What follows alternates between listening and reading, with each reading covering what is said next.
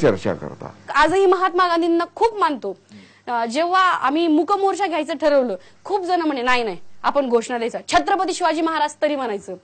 तर एका आजोबांच्या वयाच्या एका व्यक्तीने म्हणले, तुझे छत्रपती महाराज आहेत ना तेच माझे पण आहेत, हे तुला आणि मला माहितीये आणि मोर्चामध्ये येणाऱ्या प्रत्येकाला माहितीये छत्रपती शिवाजी महाराज आहेत, होते आणि राहतील। पण मूक मोर्चांमध्ये जर का आपण एक घोषणा दिली तर मग कुठेतरी आपण बाबासाहेब आंबेडकरांना कमी धरतोय। म्हणजे माझा धर्म आहे तो छत्रपतीचा, पण माझे आदर्श आहेत डॉक्टर बाबासाहेब आंबेडकर।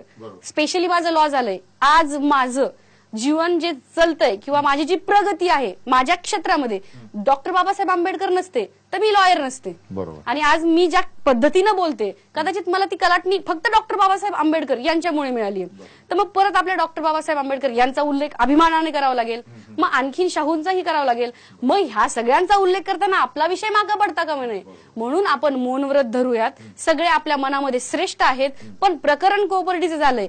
कोणत्याही समाजाची असू द्या होती मुलगी, माझा समाज माझा तरुण कोणत्याही जातीला प्रेफरन्स देत नाही। अभिमान आहे आम्हाला आमच्या जातीचा, पण आम्ही दुसऱ्याला कधी तुच्छ आणि कमी लेखत नाहीत।